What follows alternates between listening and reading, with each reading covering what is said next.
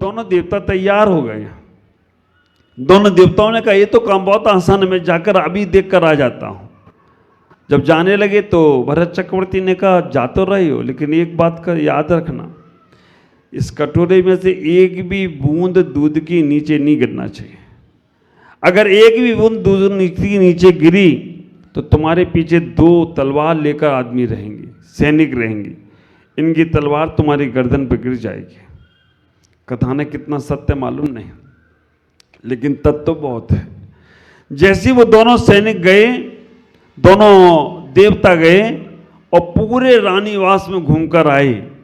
आने के बाद जब वापस आए, भरत चक्रवर्ती ने पूछा सबसे सुंदर कौन सी रानी थी? हाँ, सबसे सुंदर कौन सी रानी थी? दोनों देवता बोले मुझे कटोरा दिख रहा था और पीछे ये 2 सैनिक दिख रहे थे। बूंद गिरी तो इनकी तलवार मेरे ऊपर गिरेगी, मुझे एक भी नहीं दिखा। तो विचार करके रखना। भरत चक्रवर्ती ने कहा बस यही मेरे बैराग का कारण है, मुझे मृत्यु सामने दिखती है, पता नहीं कब वो आ जाएगी और कब मुझे ले जाएगी, इसलिए मैं इनमें आसक्त नहीं हूं, मैं इस सारे वैभव में आसक्त नहीं हूं। मेरे पास है तो सब कुछ, लेकिन मैं इनसे बहुत परे हूं। और इसीलिए आप विचार करना, घर में रहकर उन्होंने इतनी तैयारी की, घर में रहकर उन्होंने इतनी तैयारी की कि वो जैसे ही केस लोच करके बैठे और ध्यान करने, अंतर्मुहूर्त में केवल ज्ञान हो गया हो तो कोई आश्चर्य की बात नहीं है। ये तैयारी मैं चाहता हूं आप लोग भी करो। कम से कम थोड़ी देर आप लोग मेडिटेशन करना सीखो, थोड़ी देर आप लोग ध्यान करना सीखो। मैं हमेशा कहता हूं जो लोग मेडिटेशन करते हैं उनसे टेंशन और मेडिसिन बहुत दूर चली जाती है। मेडिसिन खाते रहोगे, में टेंशन लेते रहोगे, क्यों? क्योंकि मेडिटेशन नहीं करते, ध्यान नहीं करते। और एक बात का आपको ख्याल रखना चाहिए, जो लोग भी स्वाध्याय प्रेमी हैं उन्हें पता है भगवान को मोक्ष तब तक नहीं होता जब तक भगवान ध्यान में नहीं बैठते। केवल ज्ञान भगवान को हो गया, जब तक दिव्यदेशना उनकी खिल रही है, तब तक जीवों का कल्याण की भावना उनकी चल रही है। भले ही भगवान मुख से नहीं बोल रहे, सर्वांग से बोल रहे हैं, जब तक पर कल्याण में लगे हुए हैं तब तक मोक्ष नहीं जा पा रहे हैं। उनको भी ये समझ में आ गया कि इस हमें दिव्यदेशना से, इस दिव्य धुनी से, अपनी केवल ज्ञान की वाणी से अपने को बचाना है। और जैसे ही भगवान ध्यान में बैठते हैं, शुक्ल ध्यान में बैठते हैं, चौथा पाए का शुक्ल ध्यान जैसे ही आता है, सूक्ष्म क्रिया प्रतिपाती ध्यान में पहुंचते हैं और योग निरोध करते हैं। ध्यान करते ही भगवान को निर्वाण की प्राप्ति हो जाती है, भगवान निर्वाण को चले जाते हैं। वो हमें शिक्षा देकर जा रहे हैं। विचार करना, वो हमसे इतना ही कहने का प्रयास कर रहे हैं कि जब तक तुम ध्यान की गहराई में नहीं बैठोगे, जब तक तुम मेडिटेशन करने में नहीं बैठोगे, तब तक तुम बाहर से छूट नहीं सकते। लेकिन अभी दिक्कत तो ये है महाराज, ध्यान करने बैठता हूँ तो सारी फिल्म चालू हो जाती है, सारी बातें पुरानी यादें आने लगती हैं, सारा का सारा पता नहीं क्या क्या किसको कहा, किसने मुझसे कहा, वो सब याद आ जाता है। ध्यान में ही आता है, वैसे नहीं आता है। क्या करोगे?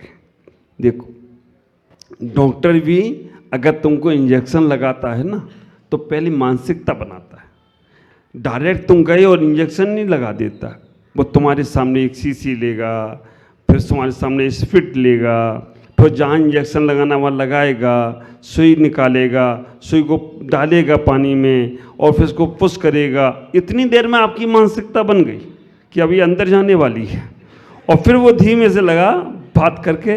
बच्चे होते तो बच्चों को बोल दिया जाता है कि देखो बेटा वो वहाँ कुछ होने वाला है, इतने बच्चा उधर देखता वो लग जाती है। तो ऐसे ही तुम्हें अपने उससे मन को मानसिकता तो बना, मन की मानसिकता बनाते नहीं आए और सीधे ध्यान करने बैठ गए तो पिक्चर चालू हो जाएगी दूसरी। अभी कोई बच्चा युवा ही मुझसे पूछ रहा था कि महाराज मन वैसे तो मेरा बहुत विशुद्ध लगता है, लेकिन ध्यान में मंदिर में कभी कभी मन भटक जाता है। ख्याल करना, उस युवा साथी को सुनना है। हमारा मन इसलिए भटक जाता है कि हम जो कुछ घर में करके आए, घर में लड़के आए, झगड़ के आए, या इधर उधर कुछ भी हमने मन में विचार किया और ध्यान करने बैठ गए तो हमारा मन भटकेगा। ख्याल करो, आप सबसे पहले ध्यान के लिए कोई जाप नहीं करो, कोई पाठ नहीं, पूजा नहीं, भगवान नहीं, गुरु नहीं, कोई नहीं, केवल श्वास को देखो। दीर्घ श्वास लेना है और दीर्घ श्वास छोड़, कम से कम 3 बार या 5 बार दीर्घ श्वास लेना है और छोड़ना है। अभी तो तुम्हें श्वास लेना ही नहीं आता। श्वास लेते समय तुम्हारा पेट अंदर चला जाता है और श्वास छोड़ते समय पेट बाहर आ जाता है। ये उल्टी प्रक्रिया है। गुब्बारे में हवा भरो, क्या होगा? फूलेगा ना। अब तुम श्वास ले रहे हो तो पेट अंदर जा रहा है, तो तुम बीमारी के लक्षण में जी रहे हो। आप विचार करके रखना, अगर आप केवल श्वास जागृत अवस्था में लेने लगो तो ये भी तुम्हारा शाश्वत ध्यान हो जाएगा। अब जब भी चलो तो आपको ये ख्याल रखना है कि मेरी श्वास, हम किसी और का नहीं बोल रहे, लेकिन जब भी आओ ध्यान करने बैठना है तो आप दीर्घ श्वास लें। जितनी देर श्वास लेने में लग रहा है उतनी देर रोको और फिर धीमे धीमे उसे छोड़ो। 3 श्वास में, 5 श्वास में आपका मन एकाग्र होने लगेगा। हमारे आचार्य शुभचंद महाराज ज्ञानारण्य ग्रंथ में लिखते हैं, रेचक, पूरक और कुंभक। रेचक श्वास लेना, कुंभक श्वास रोकना, पूरक श्वास छोड़ना। ये प्रक्रिया हमारे आचार्यों ने हम सबको बताई थी नमोकार मंत्र के माध्यम से। नमोकार मंत्र कितनी श्वास में पढ़ना चाहिए? हाँ, 3 श्वास में। एक बार नमोकार मंत्र 3 श्वास में पढ़ना चाहिए। अभी कितनी श्वास में पढ़ते हो? बताया गया 27 श्वास में 9 बार नमोकार मंत्र पढ़ना, 27 श्वास में। और अभी ये स्थिति होती है कि 1 श्वास में 9 बार नमोकार मंत्र पढ़ जाते हैं। और हमें तो तब आश्चर्य लगता है, मैंने कहा 9 बार नमोकार मंत्र पढ़ो, तो आप पड़ोसी को देखते हो कब इसकी उंगली पूरी हुई। पड़ोसी का हो गया तो अपना भी हो गया। पड़ोसी को देख के चलते हैं। हमें ये प्रक्रिया शुरू से सिखाई गई कि नमोकार मंत्र, और आप इस विचार करना आपने कब पढ़ा होगा। श्वास पर पढ़ा होगा क्या? बताइए नहीं महाराज, हम तो आए मंदिर में फटाफट किया। अब एक आदमी ऐसे ऐसे जल्दी कर रहा था मंदिर में, ऐसे ऐसे। मेरे को भी आश्चर्य लगा, यार इतना छोटा सा कौन सा मंत्र होगा इतनी जल्दी कर रहा है। मैंने उससे पूछा क्या ऐसा कोई मंत्र मेरे को भी बताओ यार, इतनी जल्दी हो जा रहा है, इतनी जल्दी।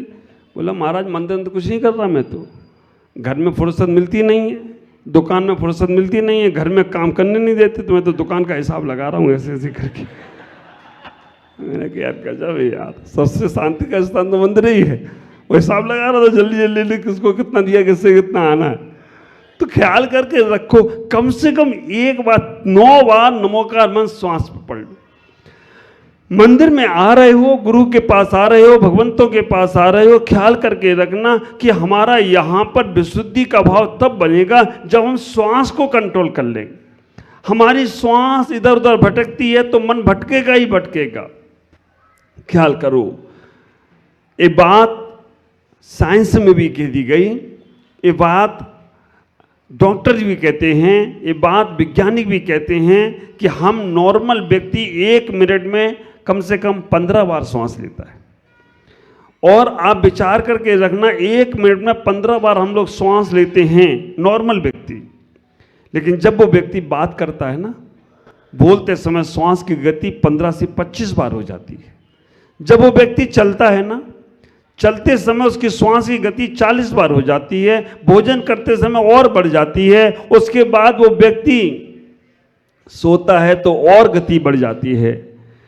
सोते समय सांस और जल्दी होती है। और जब वो व्यक्ति गुस्सा करता है, क्रोध करता है, तो 1 मिनट में 70 से 80 बार श्वास निकलती है, 60 से 70 बार। और जब व्यक्ति कामना वासनाओं में डूबता है तो उसकी श्वास की गति 80 बार हो जाती है। 15 श्वास खत्म होने वाली थी, 80 बार निकलती हैं तो तुम्हारी आयु कम होती है, तुम्हारे शरीर की शक्ति कम होती है। हमारे पास धन दौलत जैसे बचाते हो, वैसे अपनी श्वासों को भी बचाने का प्रयास करो। हमारे पूज्यपाद स्वामी इष्टोपदेश ग्रंथ में कहते हैं, ज्ञानी वो व्यक्ति होता है जो जरूरत पड़े तो बोलता है, बिना जरूरत के बोलता नहीं है। एकांतवासी किंचित उक्तम, एकांत मास में रहता है, और लेकिन जरूरत पड़ता है तो बोलता है, और बोलने के बाद में द्रुतम ब्रुवृतम, कहते हैं कि जल्दी से जल्दी भूल जाता है। मेरे गुरुदेव आचार्य भगवान पुष्पदंत सागर जी महाराज ज्ञानी और अज्ञानी की परिभाषा करते हुए कहते हैं, ज्ञानी कौन और अज्ञानी कौन। ज्ञानी वो है जो पहले सोचता है फिर बोलता है। ज्ञानी कौन? जो सोचता है फिर बोलता है। अज्ञानी कौन? पहले बोलता है फिर सोचता है कि क्या हो गया। आप विचार करके रखना, पहले तौलो फिर बोलो। बोलना जीवन की बहुत बड़ी साधना है, क्योंकि दो शब्द अच्छे बोलते हो तो दुश्मन भी तुम्हारा अपना हो जाता है, और दो शब्द तुमने कड़वे बोल दिए तो अपना भी तुम्हारा दुश्मन हो जाए तो कोई। इससे जिब्बा में हड्डी नहीं है, इस जिब्बा में हड्डी नहीं है, लेकिन उल्टा सीधा बोल दिया तो हड्डी टुलवा देता है। इसलिए इसको बोलने के पहले 100 बार सोचना। तुम इतना ही विचार करके रखना कि हमें अपने जीवन में उस साधना को समझने का प्रयास करो। देखो, हम हिंदी की ओलम पढ़े, हिंदी की ओलम में क्या आता है? आ ई उ आता है ना। आ पहले आ रहा है, ऊ बाद में आ रहा है। ये क्या कह रहा है? आ पहले आ रहा है, ऊ बाद में आ रहा है। क्या कह रहा है? आ कह रहा है आचरण करो, आचरण अच्छा होगा तो ऊ कहता है उच्चारण भी अच्छा हो जाए तो कोई आश्चर्य की बात नहीं है। पहले आचरण अच्छा होना, बाद में उच्चारण अच्छा होगा। और जब भगवान की दीक्षा होती है तो तब कल्याणक पहले आता है या केवल ज्ञान कल्याणक पहले आता है? मालूम है ना। तो इसी को समझने का प्रयास करो। पहले हमें तपस्या करना है, फिर बाद में केवल ज्ञान के बाद बोलना है। भगवान महावीर को केवल ज्ञान के बाद भी 12 वर्ष तक नहीं बोले, और अपने को क्या है? केवल ज्ञान तो छोड़ो, लेवल ज्ञान हुआ नहीं और बोलना शुरू।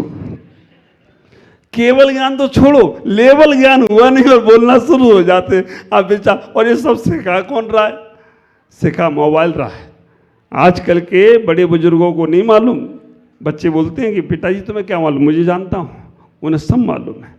जितनी बाहर की प्रवृत्ति हो रही है वो तुम्हें तुमसे दूर करने का प्रयास कर रहे हैं। और आज मेरा प्रयास ज्ञान उदय है ना, ये ज्ञानोदय में मैं बेंगलोर पहली बार आया था 2007 में। तब तुम लोग आई होगे, यहाँ पर थोड़ी भूमिका बनी होगी। जब 2017 में आया था, अनिल जी सेठी, वो बहुत आते हैं, अभी भी आते हैं।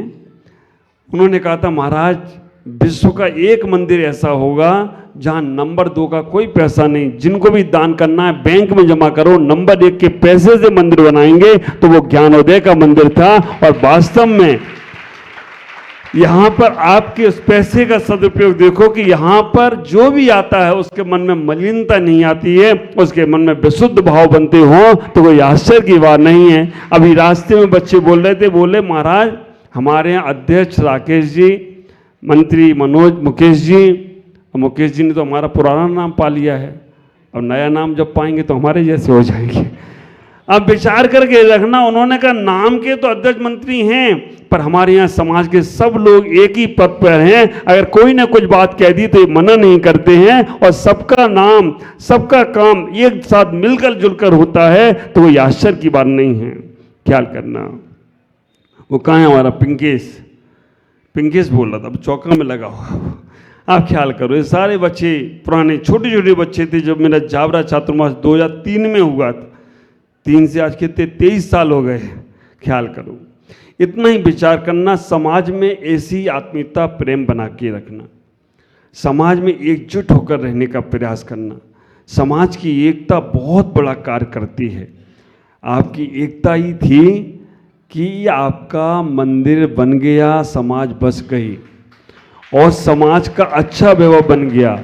मुझे याद है 2007 से राजा जी नगर का मंदिर बन रहा है, अभी तक नहीं बन पाया। ये एलंका वाले आए, एलंका वालों के मंदिर अभी तक पूरा नहीं हो पाया। हम 2017 में या 7 में गया था वहाँ पर, क्योंकि जब तक हम सब मिलकर तन से मन से धन से किसी चीज़ में शामिल नहीं होते हैं तब तक वो कार्य अधूरे रहते हैं।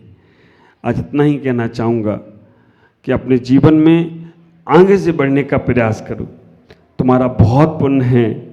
आचार्य भगवान दादा गुरु विद्यासागर जी महाराज के शिष्य वीर सागर जी महाराज यहाँ चातुर्मास करने आ रहे हैं, ये तुम्हारा पुण्य है। और आप ख्याल करके रखना, वो आ रहे हैं उसके पहले मैं आ गया, ये तुम्हारा और ज़्यादा पुण्य बढ़ गया कि चलो भूमि को सींच देते हैं, फिर वो बीजारोपण करेंगे। तो भूमि भी सफाई जरूरी है ना, तो मैं सफाई करने आया हूँ। मैं धुलाई करूँगा, वो आके रंगाई करेंगे और फिर रंगकर तुम कुछ और बनो तो कोई आश्चर्य की बात नहीं। तो प्रवचन सार के स्वाध्याय में आ गया, बहुत सुंदर सी गाथा आई। आचार्य कुंदकुंज स्वामी महाराज कहते हैं कि जहाँ जहाँ ज्ञान है वहाँ वहाँ जीव है, जहाँ जहाँ ज्ञान है वहाँ वहाँ जीव है, लेकिन जहाँ जहाँ जीव है वहाँ अन्य भाव भी हैं। मैं बड़े आश्चर्य में पड़ गया, जहाँ जहाँ जीव है वहाँ अन्य भाव भी हैं। तो आचार्य की टीका में लिखते हैं कि अगर जिस वक्त तुम क्रोध कर रहे हो, समझ लेना तुम्हारा ज्ञान धूमिल हो गया, तुम क्रोधी हो। जिस वक्त तुम मान कर रहे हो तो तुम मानी हो। जिस वक्त तुम ईर्षा कर रहे हो तुम इस वक्त ईर्षालु हो। जिस वक्त तुम भोगों में लगे हो समझ लेना तुम भोगी हो। जिस वक्त तुम खाने में लगे हो समझ लेना तुम पेटू हो। आचार्य कह देते हैं। तो आप विचार करके रखना कि हम जब अपने आप को समझेंगे, जैसा हमारा मन होगा वैसा ही सामने वाला देखेगा। तो आप अपने मन को अच्छा रखो। जैसी मति वैसी गति, ख्याल करके रखना। कहते हैं जैसी मति वैसी गति, जैसा तुम्हारी दृष्टि होगी वैसी ही सारी सृष्टि होगी। ग्रंथ हमारे उदासीन निमित्त हैं, साधु तुम्हारे प्रेरक निमित्त हैं। इन निमित्तों को देखकर अपने आप को पहचानो। 10 मिनट 20 मिनट अपने ध्यान में बैठो, जिससे तुम्हें बहुत आनंद आएगा। क्योंकि सागर बाहर नहीं है, सागर अंदर है। शांति बाहर नहीं है, शांति अंदर है। कई बार तो ये असर लगता है, मैंने पूछा घर में शांति कैसे आएगी, एक जगह पूछ लिया मैंने घर में शांति कैसे आएगी। एक युवा खड़ा हुआ, बोला शांति नाम की लड़की से शादी कर लो, घर में शांति आ जाएगी। मैंने करके देख ली, मालूम पड़ जाएगा तेरे को। ख्याल करना कैसे अपने आप को शांत किया जाए। आज इतना ही। ओम नमः जय गुरुदेव।